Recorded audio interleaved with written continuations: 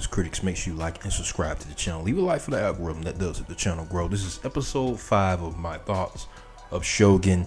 And another good episode, man. We got to see a lot. And my boy Buntaro returned. Like I said in those previous videos that I said that we didn't see a body. We did not see a body. He survived. And you just saw the look on Murako's face when we see that he survived, as you know, Toranaga brings his army to Yoribushi's village. I know I keep pronouncing his name wrong, but yeah, he brings his army to the village, finds out what his son did. He even knew that Omi and his uncle finessed him, especially Omi, man. Omi in the Hellcat, man. I told you, man, he's a finesser.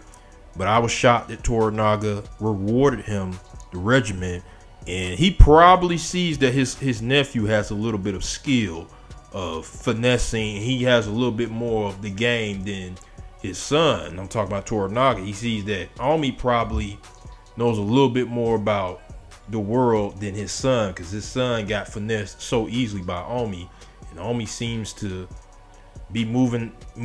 He's more strategic, in my opinion, than his uncle. So I think in the coming episodes we may see Ushido probably side with his nephew more than his uncle, because his uncle seems to make a lot of mistakes. I mean, Toranaga can see him from a mile away that he's playing both sides. It's too easy. But that nephew Omi's good. I gotta give Omi his props. He's sneaky. He knows how to move. He knows how to play the chessboard pretty good. And I think Toranaga kind of sees that in him, and I think that's why he rewarded him the regiment, the artillery regiment. But we get with Blackthorn. We see Buntaro and them interact. They have a nice little funny moment with the Saki, but he sees the dark side of Buntaro.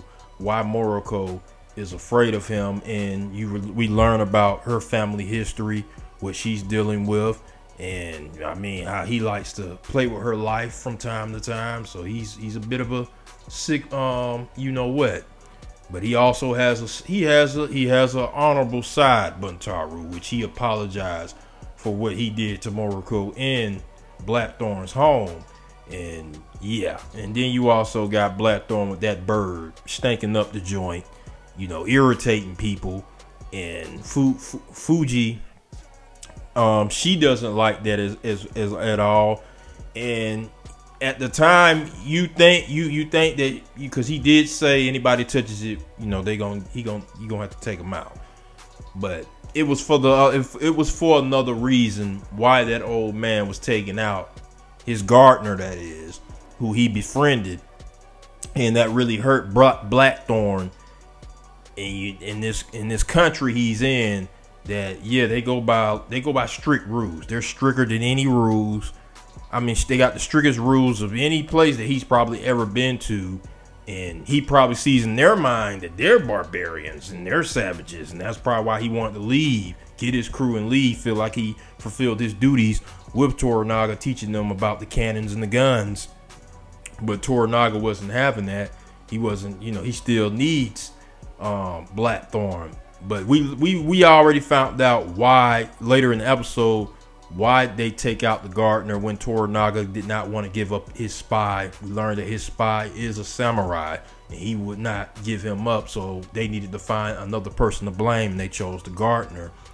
And it sucks, because Blackthorn really did like that gardener, and he feels like that guy, he was taken out for nothing. He probably was taken out for nothing, but in his mind he probably thought it was an honorable thing, because they had to plant somebody to find out who was spreading word. And Omi and his uncle, I mean, that's what they're gonna go with, because they don't know that Toranaga planted that seed. With Ishido and them, they're trying to find out who they can get to replace Toranaga in their council. I'm not familiar with the person that they was named. We probably already seen them, but we saw later in this episode that the heir's mother, and she is creepy as heck. She's very creepy. This was towards the end of the episode. Yeah, they got something to worry about with her. She look creepy as heck, and she ain't playing. She wants that council to run through her. So we're gonna see what's going on with her, cause she creeped the heck out of me with them eyes. But we see the earthquake when Blackthorn went to confront Toranaga to ask for his release out of the country. He wanted to leave permanently. Murako didn't want anything to do with him, just translating. And the earthquake happens. And we see Blackthorn come in for the save again to save Toranaga. And I think this will land more freedom, not necessarily leaving the country, but more freedom for Blackthorn, since he saved his life and he rewarded him the swords of Fuji, which was given to him since he lost his swords. But we see devastation across that land. How is this going to impact his war? How many people were taken out by this? Like, we'll see in the next episodes. But I enjoyed this episode. Buntaro he's a bit of a hothead. Like he don't really like to talk, don't really like to tell stories. I mean, he's boring in my mind, but he's got a little bit of honorable side about him. We may see Blackthorn and him go toe to toe. Maybe Blackthorn goes through some training to defend himself with a sword instead of just carrying around them 1-bullet guns. Now, you only got one shot, you got to make it count. If not, you barbecue chicken for Buntaro. But I like this episode. It was good. We got to see a little bit of side of some certain characters.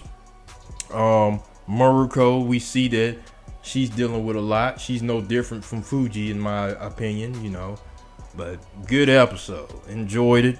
Want to see? We need a season 2. God damn it. We need a season 2. But post comments. Let me know what you guys think. Point out some stuff that I may not have addressed in this episode that you probably like. Make sure you like and subscribe to the channel.